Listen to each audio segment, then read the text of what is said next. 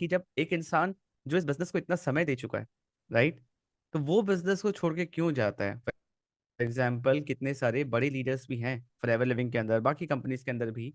ये बड़े लीडर्स जो होते हैं, जो कंपनी में एक पोजीशन पे आके पहुंच जाते हैं, for example mister Sinha, right, जो हमारी कंपनी से ही थे, और भी काफी ऐसे लोग हैं जो अच्छे पोजीशन पे आके, मेरठ से भी एक लीडर थे, हम्म। राइट, जिनको हमने स्टेज पे देखा था, जिनको फॉरएवर खुद बोलती थी कि इनसे, इनको देख के सीखो, राइट, हम्म। ये हमारे ट्रेनिंग प्रोग्राम के पार्ट हैं। तो हाँ इतने हाँ। बड़े बड़े लीडर्स इतने अच्छे पोजीशन पे इतना मेहनत करने के बाद भी फॉरएवर छोड़ देते हैं।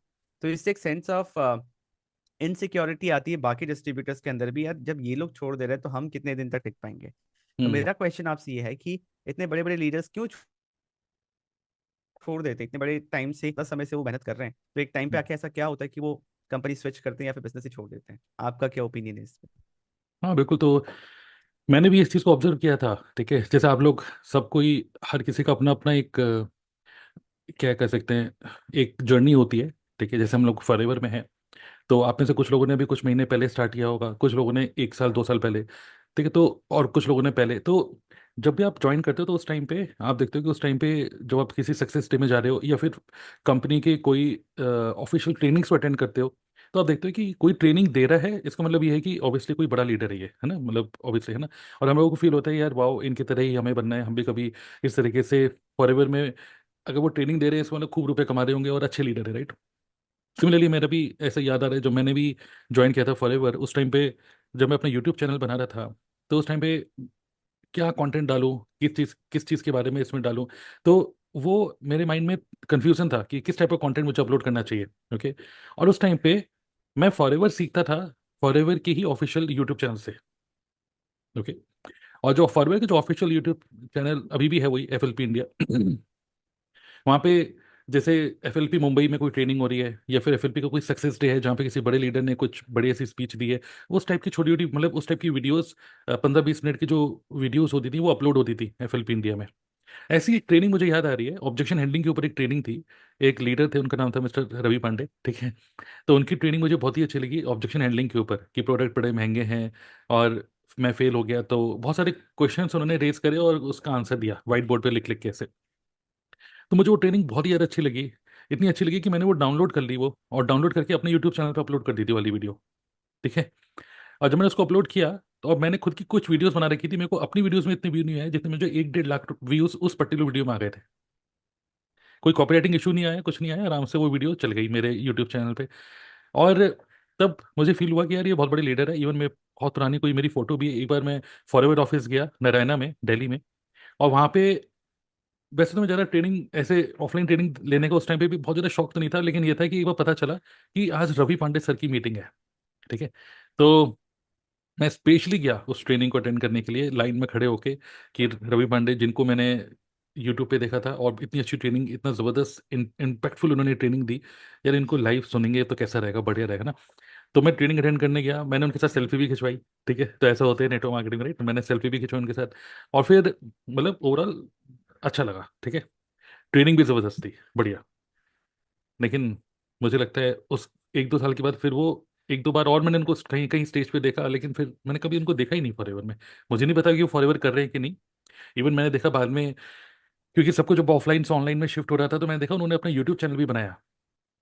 ठीक है, उनका यूट्यूब चैनल भी है, उस यूट्यूब चैनल में कुछ उनकी फेसलेस वीडियोस हैं, फेसलेस वीडियोस उन्होंने बना रखी हैं, और बहुत अच्छी तरीके से प्रेजेंटेशन में बहुत अच्छा समझा भी रखा है। लेकिन मेरे को लगता है कि ज़्यादा कंसिस्टेंटली यूट्यूब पे इतनी वीडियोस उन्होंने बनाई नहीं उसके बाद, और मैं देख भी रहा था कि कुछ और नई वीडियो आएगी इनके, तो कोई नई वीडियो आई नहीं। और मैं कहीं पर भी फॉरएवर की भी कहीं स्टेज पे या कहीं पर भी आजकल मैं उनको कहीं देखता नहीं हूँ, मतलब कहीं दिखते नहीं है वो। ठीक है। तो मुझे ऐसा फील हो रहा है कि शायद वो भी पता नहीं फॉरएवर कर रहे हैं या छोड़ चुके हैं, आई डोंट नो। इवन जैसे आप बोल रहे हैं मिस्टर सिन्हा, ठीक है, हो गए, और मिस्टर गुप्ता हो गए मेरठ के, ये भी इतने बड़े लीडर्स थे जो मैंने ज्वाइन किया था उस टाइम पे। कोई भी सक्सेस डे हो रहा है तो स्टेज पे वही है। ठीक है, सब जगह छाए हुए हैं।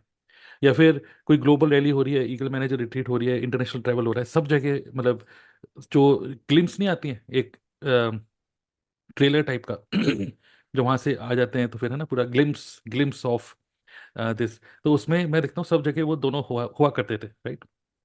बट अगेन, अब अगर मैं देख रहा हूँ कि जब से वो ऑफलाइन टू ऑनलाइन पूरा शिफ्ट हुआ पेंडेमिक के बाद खासकर, तब से मैं देख रहा हूँ कि दोबारा मैं देख रहा हूँ कि मिस्टर गुप्ता की बात करें तो उन्होंने भी अपना यूट्यूब चैनल बनाया, बट यूट्यूब चैनल बनाने के बाद कुछ कुछ वीडियो उन्होंने अपलोड करी, बट अगेन मैं उनकी वीडियो भी देख रहा था, अच्छी वीडियो हुआ करती थी, लेकिन धीरे धीरे करके मतलब वो वीडियो डालना उन्होंने बंद कर दिया बिल्कुल भी।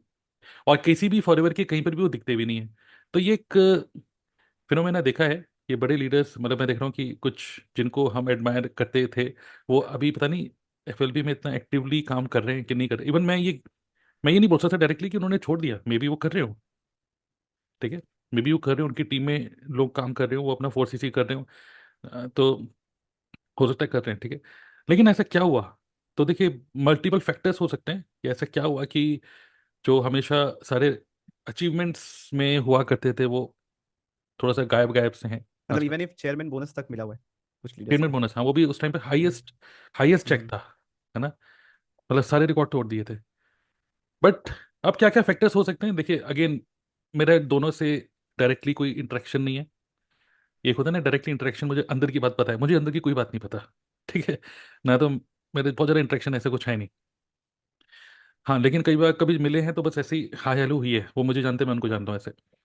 तो क्या क्या फैक्टर्स हो सकते हैं? मुझे लगता है एक सबसे बड़ा फैक्टर होता है, हो सकता है, वो है कि बहुत जल्दी अपने आप को अडेप्ट ना कर पाना। क्योंकि कई सारे, फॉरएवर में नहीं, सभी कंपनीज में जो बड़े लीडर्स थे आज से 5-6 साल पहले, वो सभी लोग अडेप्ट करने में थोड़ी सी मुश्किल हो रही है। क्योंकि आप देख रहे हैं आज के टाइम में नेटवर्क मार्केटिंग में मोस्टली यंगस्टर्स ही हैं।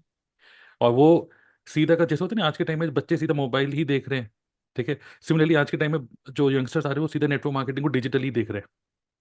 लेकिन जो पुराने लीडर्स हैं, मतलब multiple factors, number one factor में भी कि अडेप्टेबिलिटी में प्रॉब्लम आई होगी जब पेंडेमिक का प्रॉब्लम हुआ, ठीक है। और क्विकली ऑफलाइन टू ऑनलाइन, और यूट्यूब पे आना भी, और ये सब चीज़ें भी मतलब एक सरदर्दी से लगती है। यूट्यूबर बनना भी कंसिस्टेंटली मतलब एक तरीके से it is not easy, okay. Plus अंदर से शौक नहीं होता। कई लोग स्टेज पे बड़ा बड़ा अच्छा बोल रहे थे, बट कैमरे के सामने नहीं समझ में आता मैं कर क्या रहा हूँ, कैमरे को बोल रहा हूँ, अजीब सा लगता है, ठीक है। तो एक तो मे बी एडेप्टेबिलिटी की प्रॉब्लम हो सकती है। दूसरा प्रॉब्लम हो सकता है मे बी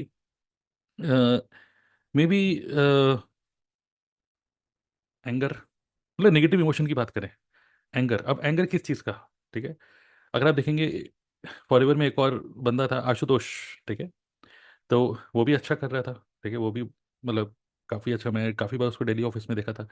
तो वो भी बहुत ही अच्छा कर रहा था, ठीक है। तो बट अगर आपने देखा हुआ, उसने रिसेंटली एक पॉडकास्ट भी था जिसमें उसने शेयर भी किया था कि मैंने फॉरएवर क्यों क्यों छोड़ा, अगर आपको याद होगा, करेक्ट। है ना। तो उसमें उसका जो पॉइंट ऑफ व्यू था कि उसने क्यों छोड़ा, ठीक है। उसने क्यों छोड़ा, बिकॉज उसके अंदर एक गुस्सा था कि कुछ एफएलबी में कुछ कुछ हो गया था, मतलब इन द सेंस कुछ कुछ ऐसे फ्रॉड टाइप का। प्रैक्टिसेस जो हाँ, कि कुछ ऐसा, ओवरलुक थे। हाँ, कुछ ऐसे प्रैक्टिसेस फॉलो हो रही थी जिसको, जो उसको अच्छी नहीं लग रही थी कि दूसरी टीम वाले कर रहे थे। और ऐसा कुछ उसको फील हुआ कि यार ये मैं कैसी रेस भाग रहा हूँ जिसमें मैं कभी जीत नहीं सकता। तो उस ये उसका एक पॉइंट ऑफ व्यू था, इस वजह से उसने छोड़ा। मे बी कोई एडेप्टिबिलिटी की वजह से छोड़ रहा है, मे बी कोई एंगर की वजह से छोड़ रहा है, ठीक है। और उसने बहुत मेल वेल भी करी, सब कुछ करा, कंपनी ने कुछ एक्शन भी लिए, बट उस जो उसने एक्सपेक्ट किया था मे बी वो नहीं हुआ, मे बी। अब मुझे भी नहीं पता, मैं तो उससे भी बात, मुझे भी, मैं भी उससे कोई दोस्त नहीं हूँ, मतलब मुझे भी नहीं पता कि एग्जैक्टली उसके दिल में क्या चल रहा था, लेकिन ऐसा फील हुआ, राइट। ये तीसरा, हमारा मतलब हमारा इंटरप्रिटेशन है उनके ऑनलाइन प्रेजेंस से, जो वो ऑनलाइन शेयर कर रहे हैं, वहां राइट, से हम इंटरप्रेट कर रहे हैं। Right, right. और तीसरा मे भी हो सकता है कि मे भी हो सकता है कि अ, क्या बोल सकते हैं कि इमोशनल लेवल पे, ठीक है। जब क्या होता है, मैनेजमेंट में कुछ चीज़ें चेंजेस होती हैं। जैसे पहले एक हमारे कंट्री सेल्स मैनेजर थे अमरजीत भी, फिर हरी सिंगला सर आ गए, ठीक है। सबका अपना अपना वे होता है काम करने का, और ऑब्वियसली कंपनी तो आगे तेजी से आगे बढ़ी रही है। अमरजीत भी सर थे तब भी अच्छा कर रही थी, टॉप 10 में थी, और अभी भी टॉप 5 में, और आगे अच्छा करी रही है कंपनी। बट मे बी एक इमोशनल लेवल पे जो एक कनेक्शन होता है एक पर्टिकुलर ह्यूमन बींग से, क्योंकि ultimately people to people business है, वो शायद कनेक्टिविटी नहीं फील किया होगा कुछ लोगों ने, मे बी, ठीक है। और उस वो भी एक रीज़न हो सकता है कि होता नहीं है कि यार अब फॉरएवर में वो बात नहीं रही। हम्म। ठीक है। तो अब वो बात नहीं रही का मतलब क्या है? इसका मतलब पहले और बिफोर एंड आफ्टर आप कंपेयर कर रहे हो। बट जो आया है इस टाइम पे, उसको बिफोर को कुछ नहीं पता, उसको तो यही प्रेजेंट पता है, राइट। तो मे बी ये कंपैरिजन भी होता है। जैसे मैं भी पहले एक्सेल में था, पहले सीईओ थे विनीत नायर, फिर सीईओ चेंज हो गए, तो विनीत नायर के टाइम पे अलग टाइप का कुछ था, फिर दूसरे टाइम पे अलग टाइप का कुछ था। तो लेकिन जो आया ही दूसरे उसके डाउन में है, तो उसको नहीं पता पहले क्या माहौल था, राइट। सो ये भी एक रीजन हो सकता है फिर, मतलब तो ये आई थिंक तीन रीजन हो सकते हैं, एडेप्टेबिलिटी, मे बी एंगर, और मे बी इमोशनल, ये सब चीज़ें, और may be personal life issues, ये भी एक रीज़न हो सकता है, पर्सनल लाइफ इश्यूज।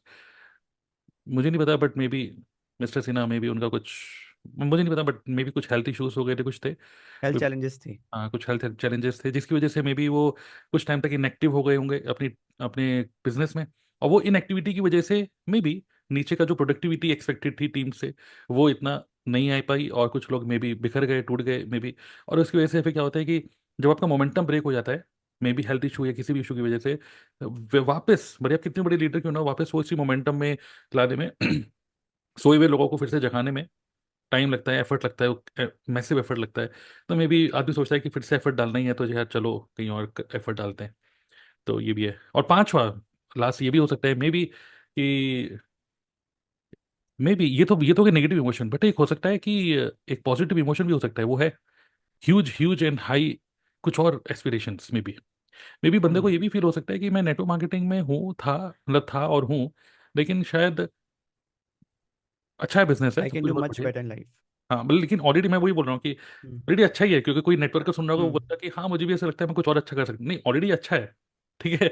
ऑलरेडी अगर आपको कुछ और कुछ करना है, तो वो यूट्यूबर बन जाओ, कंटेंट क्रिएटर बन जाओ, और यहीं पर ही इंप्लीमेंट कर दो, क्योंकि हाई लिवरेज बिजनेस है, ठीक है। But may be inner calling I होगी कि नहीं नहीं नहीं, मुझे तो ये नहीं, I I can not work with people, ठीक है। मे बी लोगों के साथ काम कर करके मैं परेशान सा हो गया हूँ, ठीक है। और मतलब आई वॉन्ट टू, आज के टाइम बहुत चल रहा है, I want to become a solo trainer, okay. तो कई मैंने देखे हैं कोचेस, कई अलग अलग इन्फ्लुएंसर्स, जो लोगों ने नेटवर्क मार्केटिंग करी थी, बहुत कुछ सीखने को मिला, सब कुछ, and now they are solopreneurs, they have started something of their own. तो मे बी ये एस्पिरेशंस भी हो सकती है, negative emotion and positive emotion, ये सब रीजन हो सकते हैं, और पर्सनल इश्यूज भी हो सकते हैं, मे बी इसकी वजह से ये सब चीज़ें होती हैं। बट क्या इसका मतलब प्लेटफॉर्म में कोई प्रॉब्लम है, इंडस्ट्री में कोई प्रॉब्लम है? वो नहीं है। वरना नॉर्मली लोग जो नए नए बच्चे स्कूल से ना, नए नए बच्चे आते हैं, तो नए बच्चे यही सोचते हैं, अरे उन सब ने छोड़ दिया, तो अरे हम किस खेत की मूली है साला, हमें भी छोड़ देना चाहिए। But don't take decision based on other people, उनकी लाइफ में क्या चल रहा होगा, वो आपकी लाइफ में शायद नहीं चल रहा है आज के टाइम में।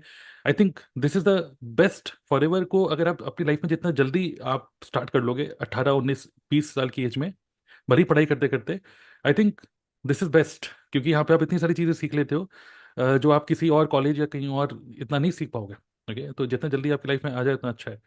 तो ये सब है कि मतलब, आई थिंक यही मेरा सब पॉइंट ऑफ व्यू है ओके। कि वेरी नाइस प्लेटफॉर्म सर। का और पड़ेगा। अगर हाँ, इससे काफी मतलब वो इंसान जो सुन रहा है इस चीज को, राइट, कि प्रेवर करे कि नहीं करे, और जहाँ पे उसका इमोशन डगमगाया कि इस प्लेटफॉर्म में कोई प्रॉब्लम तो नहीं है, इन यस। पॉइंट्स को सुन के शायद उनके मन में एक सेंस ऑफ रिलीफ आया होगा कि हाँ, ये इस तरीके से मैंने नहीं सोचा था, है ना, ये रीजंस हो सकते हैं। एंड जैसे आप बताते हैं, there is not, there is very few business problems, there are more life problems.